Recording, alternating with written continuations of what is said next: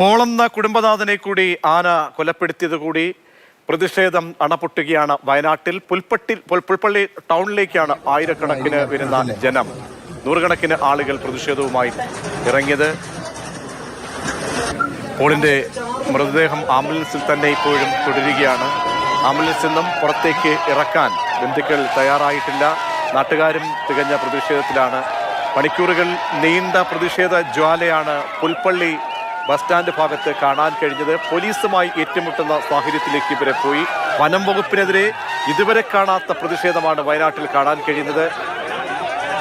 വനം വകുപ്പിന്റെ ജീപ്പ് വളഞ്ഞ നാട്ടുകാർ വനം വകുപ്പ് വാഹനത്തിലെ ടാർപോൾ വലിച്ച് കീറുന്ന കാഴ്ച കണ്ടു.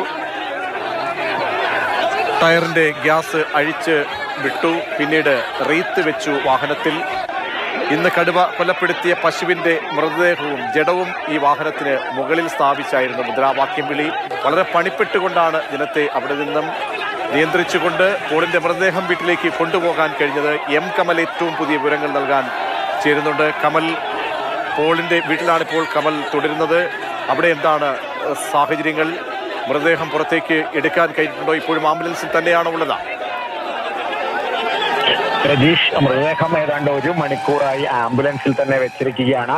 വീടിന് മുന്നിലെത്തിയിട്ടും മൃതദേഹം ഇറക്കാൻ ബന്ധുക്കളും നാട്ടുകാരും സമ്മതിക്കുന്നില്ല.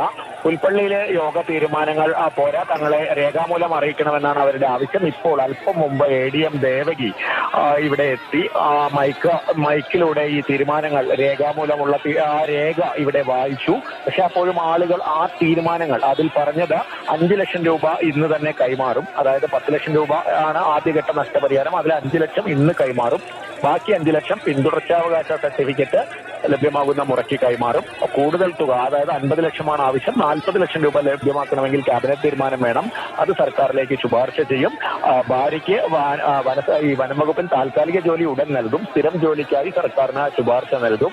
മക്കളുടെ വിദ്യാഭ്യാസ ചെലവ് സർക്കാർ ഏറ്റെടുക്കും. തുടങ്ങിയ തീരുമാനങ്ങൾ അവർ വായിച്ചെങ്കിലും ആളുകൾ അത് സ്വീകരിക്കാൻ തയ്യാറായില്ല. വലിയ രീതിയിൽ ബഹളം വെച്ചു. തുടർന്ന് പള്ളി വികാരി ഉൾപ്പെടെയുള്ളവർ അഭ്യർത്ഥിച്ചിട്ടും ആളുകൾ ഈ കാര്യം ചെവികൊള്ളുന്നില്ല. പ്രതിഷേധം തുടരുക തന്നെയാണ്. 10 ലക്ഷം രൂപ ഇപ്പോൾ ക്യാഷായി നൽകണം, ഇന്ന് നൽകണം എന്ന ആവശ്യമാണ് ഇപ്പോൾ ഒരാൾ മൈക്കിലൂടെ ആവശ്യപ്പെട്ടത്. ഇവരുടെ ബന്ധുക്കളോ ഈ നാട്ടിലുള്ള ആളോ എന്താണെങ്കിലും ഈ തർക്കം തുടരുക തന്നെയാണ്. ADM ജില്ലാ ഭരണകൂടത്തിന്റെ പ്രതിനിധിയായി ADM സ്ഥലത്തെത്തി ഇന്നത്തെ യോഗത്തിലെടുത്ത തീരുമാനങ്ങൾ വായിച്ചിട്ടും ആളുകൾ അത് അംഗീകരിക്കുന്നില്ല. ആ സ്ഥിതിയാണ് ഇപ്പോഴുള്ളത്.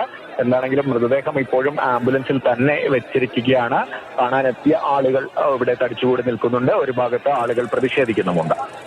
കമൽ, ജനപ്രതിനിധികൾ ആരൊക്കെയുണ്ട് അവിടെ? ഇങ്ങോട്ട് വീട്ടിലേക്ക് തദ്ദേശ ഭരണ സ്ഥാപനങ്ങളിലെ ജനപ്രതിനിധികൾ എനിക്ക് അറിയാത്ത ആളുകൾ ഉണ്ടോ എന്ന് വ്യക്തമല്ല. മറ്റ് ജനപ്രതിനിധികൾ ഇതുവരെ എത്തിയിട്ടില്ല. ആരെങ്കിലും ഇങ്ങോട്ട് എത്തുമെന്ന് പ്രതീക്ഷിക്കുന്നു. ജില്ലാ ഭരണകൂടത്തിന്റെ പ്രതിനിധിയായി ADM ദേവകിയാണ് എത്തി ആളുകളുമായി സംസാരിക്കുന്നത്. കമൽ, നേരത്തെ കടന്നുപോയ പ്രതിഷേധത്തിൽ എന്തെങ്കിലും അയവുണ്ടോ പുൽപ്പള്ളിയിൽ? പുൽപ്പള്ളിയിലെ വിവരങ്ങൾ, പുൽപ്പള്ളിയിൽ നിന്ന് ഏതാണ്ട് ഒരു 10 കിലോമീറ്റർ അകലെയാണ് ഈ വീട് സ്ഥിതി ചെയ്യുന്നത്. പുൽപ്പള്ളിയിലെ ഇപ്പോഴത്തെ ഏറ്റവും പുതിയ വിവരങ്ങൾ എനിക്ക് ലഭ്യമല്ല. എന്താണെങ്കിലും വീടിന് മുന്നിൽ ഞാൻ പറഞ്ഞതുപോലെ ഈ ആംബുലൻസിൽ മൃതദേഹം വെച്ചുള്ള പ്രതിഷേധം തുടരുകയാണ്. അത് പരിഹരിക്കാനുള്ള ശ്രമങ്ങളാണ് നടക്കുന്നത്. പുരോഹിതരും മറ്റ് ആളുകളും ഒക്കെ ഉണ്ട്. ADM എത്തിയിട്ടുണ്ട്. അതായത് കമൽ, ഈ 5 ലക്ഷം എന്നുള്ളത് ഇന്ന് നൽകും, ബാക്കി 5 ലക്ഷം അനന്തരാവകാശ സർട്ടിഫിക്കറ്റ് ലഭിക്കുന്ന മുറയ്ക്ക് എന്നൊക്കെ പറയുമ്പോൾ അവരെ സംബന്ധിച്ചോളം അവർ എന്തുകൊണ്ടാണ് വിശ്വാസത്തിൽ എടുക്കാതെ പോകുന്നത്? കുടുംബവുമായി ബന്ധപ്പെട്ട് ഈ അവിടെയുള്ള നാട്ടുകാർ, അവർ പ്രധാനപ്പെട്ട ആളുകളൊക്കെയാണോ ഈ ഇങ്ങനെ ഒരു ഉപാധി വെക്കുകയും അതിന്മേലുള്ള തീരുമാനത്തിനായി കാത്തിരിക്കുകയൊക്കെ ചെയ്തിരിക്കുന്നത്?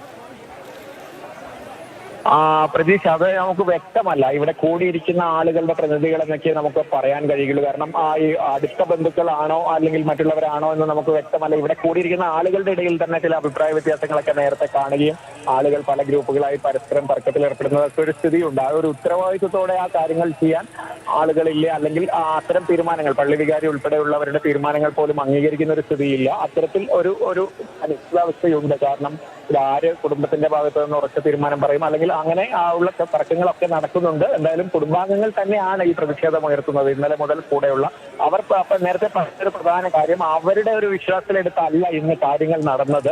അവർ രാവിലെ പറഞ്ഞിരുന്നത് വീട്ടിന് അടുത്തേക്ക് മൃതദേഹം കൊണ്ടുവരണം, ഇവിടെ നിന്ന് പ്രതിഷേധിക്കണം, ഇവിടെ നിന്ന് കാര്യങ്ങൾ തീരുമാനിക്കണം എന്നേ അവർ ആവശ്യപ്പെട്ടിരുന്നത്. പക്ഷേ മറ്റ് രാഷ്ട്രീയ സംഘടനകളും സഭാ നേതൃത്വവും ഒക്കെ ഇടപെട്ടാണ് പുൽപ്പള്ളിയിലെ പ്രതിഷേധം സംഘടിപ്പിച്ചത്. അതിൽ തങ്ങൾക്ക് പങ്കില്ല, അവിടെ എടുത്ത തീരുമാനങ്ങളിൽ തങ്ങൾക്ക് വിശ്വാസവുമില്ല എന്ന നിലപാടൊക്കെ നേരത്തെ ഈ ബന്ധുക്കൾ ഉന്നയിച്ചത്. അത്തരത്തിൽ ഇതിനകത്ത് ഒരു ബന്ധുക്കളുടെ മറ്റ് സംഘടനകളും കാര്യങ്ങളും എടുക്കുന്ന തീരുമാനങ്ങൾ വേറെ, ബന്ധുക്കളുടെ നിലപാട് വേറെ, അത്തരത്തിലൊരു ആശയക്കുഴപ്പമുണ്ട്. പക്ഷെ എന്നാലും ADM എത്തി ഈ കാര്യങ്ങൾ വായിച്ചു. പക്ഷെ അപ്പോഴും ആളുകൾക്ക് ഇത് സ്വീകാര്യമല്ല. എനിക്ക് തോന്നുന്നു ഇത് നിയമപരമായ പ്രശ്നമാണ്. ഈ അനന്തരാവകാശ സർട്ടിഫിക്കറ്റ് മുമ്പും ഇത്തരം വിഷയങ്ങളിൽ അതുണ്ടായിരുന്നു. ചിലപ്പോൾ അതിനുശേഷം മറ്റ് ക്ലെയിമുകളൊക്കെ വരുന്നത് കൊണ്ടാകാം സർക്കാർ സംവിധാനങ്ങൾ അത്തരത്തിൽ ഈ അനന്തരാവകാശ സർട്ടിഫിക്കറ്റ് കൂടി ആവശ്യപ്പെടുന്നത്. പക്ഷേ ഇത്തരം സന്ദർഭങ്ങളിൽ ഒരുപക്ഷെ അത്തരം സാങ്കേതിക കാര്യങ്ങളൊന്നും ബന്ധുക്കളെ സംബന്ധിച്ചും നാട്ടുകാരെ സംബന്ധിച്ചും സ്വീകാര്യമാവില്ല. അവരെ സംബന്ധിച്ച് എത്രയും പെട്ടെന്ന് ഈ നഷ്ടപരിഹാരം കിട്ടണം എന്നുള്ളതൊക്കെയാണ്. പക്ഷേ ഈ സർക്കാരിന്റെ സംവിധാനങ്ങൾ അനുസരിച്ച് ഈ പിന്തുടർച്ചാവകാശ സർട്ടിഫിക്കറ്റ് ഹാജരാക്കുന്ന മുറയ്ക്കാണ് പൂർണ്ണമായും നഷ്ടപരിഹാരം നൽകാൻ കഴിയുക. കാരണം മുമ്പ് ഏതെങ്കിലും കേസുകളിലേക്ക് ഒരുപക്ഷെ അത്തരത്തിൽ തർക്കങ്ങളോ ആർക്ക് നൽകണം, മുതിർന്ന മക്കളൊക്കെ ഉണ്ടാകുമ്പോൾ ഉള്ള ചില പ്രശ്നങ്ങൾ ഉണ്ടാകും. അതൊക്കെ ആയിരിക്കാം. പക്ഷേ അതൊന്നും ആളുകളെ സംബന്ധിച്ച്, പ്രത്യേകിച്ച് ഇത്രയും പ്രതിഷേധത്തിൽ നിൽക്കുന്ന അല്ലെങ്കിൽ ഇത്രയും വൈകാരികമായി പ്രതികരിക്കുന്ന ആളുകളെ സംബന്ധിച്ച് അത്തരം സാങ്കേതിക കാര്യങ്ങൾ സ്വീകാര്യമല്ല. അവർ പറയുന്നത് 10 ലക്ഷം രൂപ ക്യാഷായി എത്തിക്കണം എന്നൊരു ആവശ്യമാണ് ഇപ്പോൾ അല്പം മുമ്പ് മൈക്കിലൂടെ സംസാരിച്ചയാൾ ഉന്നയിച്ചത്. എന്തായാലും ചർച്ചകൾ നടക്കുന്നു, പരിഹരിക്കപ്പെടുമെന്ന് തന്നെ നമുക്ക് പ്രതീക്ഷിക്കാം. കാരണം മൃതദേഹം ഇനിയും ഇങ്ങനെ വെച്ചുകൊണ്ട് ഇരിക്കാൻ കഴിയില്ല. ഇവിടുത്തെ മുതിർന്ന ആളുകളൊക്കെ അതിനെക്കുറിച്ച് സംസാരിക്കുന്നുണ്ട് നമ്മളോടൊക്കെ തന്നെ. ഇത് ശരിയല്ല. കാരണം ഈ മൃതദേഹം രാവിലെ കൊണ്ടുവന്നതാണ് കോഴിക്കോട് നിന്ന്. ഇനിയും ഏറെ നേരം വെയിലത്തായിരുന്നു. ഇപ്പോഴും ആ ആംബുലൻസ് വയനാട്ടിൽ ഈ ഉച്ച കഴിഞ്ഞൊക്കെ ഇപ്പോൾ കൊടും വെയിലും ചൂടുമാണ്. പ്രത്യേകിച്ച് ആ സമയത്ത് ഇങ്ങനെ വെയിലത്ത് ആംബുലൻസ് നിർത്തിയിട്ട് ഇത് വെക്കുന്നത് ശരിയല്ല എന്ന് ആളുകൾ പറയുന്നുണ്ട്. പക്ഷേ ഈ പ്രശ്നത്തിനൊരു പരിഹാരമാകുന്നില്ല. കമൽ, 3 മുന്നണികളുമാണ് ഹർത്താലിന് ആഹ്വാനം ചെയ്തത്. ജനജീവിതം എങ്ങനെ? അപ്പം ഈ സംഭവത്തിൽ മറ്റിടങ്ങളിലും പ്രതിഷേധം വയനാട് ജില്ലയിലെ മറ്റു ഭാഗങ്ങളിലൊക്കെ ഉണ്ടായിട്ടുണ്ടോ എന്നാണ്? ഹർത്താലിന്റെ ഭാഗമായുള്ള പ്രതിഷേധ പ്രകടനങ്ങൾ ഉണ്ടായിരുന്നു. രാവിലെ മുതൽ തന്നെ ഹർത്താൽ ഏതാണ്ട് പൂർണ്ണവുമാണ്. UDF പ്രവർത്തകരും LDF പ്രവർത്തകരും BJP പ്രവർത്തകരും ഒക്കെ റോഡിലിറങ്ങിയ വാഹനങ്ങൾ തടയുകയൊക്കെ ചെയ്തിരുന്നു. ഓഫീസുകളൊന്നും, എന്തായാലും ബാങ്കുകളോ ഓഫീസുകളോ അത്തരം സംവിധാനങ്ങളൊന്നും പ്രവർത്തിച്ചിട്ടേ ഇല്ല. കടകളും അടഞ്ഞു കിടക്കുകയാണ്. ഹോട്ടലുകൾ ഉൾപ്പെടെയുള്ള ആശുപത്രി ക്യാൻറ്റീനുകളല്ലാതെ മറ്റൊരു ചായക്കട പോലും ഒരു സ്ഥലത്തും പ്രവർത്തിക്കാത്ത അവസ്ഥയാണുള്ളത്. അത്തരത്തിൽ ഹർത്താൽ പൂർണ്ണമാണ്. അതിനോടനുബന്ധിച്ച പ്രതിഷേധ പ്രകടനങ്ങളുമുണ്ട്. പക്ഷേ ഈ പ്രതിഷേധം, ഇതുമായി ബന്ധപ്പെട്ട ഈ സംഭവവുമായി ബന്ധപ്പെട്ട പ്രതിഷേധം പുൽപ്പള്ളിയിലാണ് കേന്ദ്രീകരിച്ചിരിക്കുന്നത്. ഈ യാക്കോബായ സഭാ നേതൃത്വം തന്നെ ഇത്തരത്തിൽ പുൽപ്പള്ളിയിൽ പ്രതിഷേധത്തിന് എത്താൻ ആവശ്യപ്പെട്ടുകൊണ്ട് ഇന്നലെ കുറിപ്പൊക്കെ ഇറക്കിയിരുന്നു. അതിന്റെ ഭാഗമായാണ് പുൽപ്പള്ളിയിലേക്ക്. കമൽ, വനമന്ത്രിയുടെ ഓഫീസുമായി ബന്ധപ്പെട്ടോ അങ്ങനെയുള്ള കേന്ദ്രങ്ങളിൽ എന്തെങ്കിലും വിവരങ്ങൾ, ഇവിടേക്ക് ആരെയെങ്കിലും ബന്ധപ്പെട്ടവരെ വിളിച്ച് ചോദിക്കുകയോ മറ്റോ ചെയ്തിട്ടുണ്ടോ? വനമന്ത്രി അജീഷിന്റെ മരണ ദിവസം അവിടേക്ക് വരാൻ തയ്യാറായില്ല. കാരണം അന്നത്തെ പ്രതിഷേധം തന്നെയായിരുന്നു. ഇനി വീണ്ടും എത്തുമോ? അതോ ഈ പ്രതിഷേധം കൂടി കണ്ടതിനെ തുടർന്ന്, അതായത് അന്നത്തെ സമാന സാഹചര്യങ്ങളാണ്, അതുകൊണ്ട് തന്നെ വരാൻ ഇടയില്ല. വനമന്ത്രിയുമായി ബന്ധപ്പെട്ട കേന്ദ്രങ്ങളിൽ നിന്ന് എന്തെങ്കിലും വിവരങ്ങൾ? പ്രതീക്ഷ അവിടെ എന്തൊക്കെയോ തീരുമാനങ്ങൾ പറയുന്നുണ്ട്. എനിക്കത് ശ്രദ്ധിക്കാൻ പറ്റിയില്ല. തീർച്ചയായും കമൽ അതിന്റെ ഏറ്റവും പുതിയ വിവരങ്ങൾ എന്തായാലും അറിയിക്കുക. അവിടെ എന്താണ് ആശയവിനിമയം നടക്കുന്നത് എന്ന് ശ്രദ്ധിക്കുക.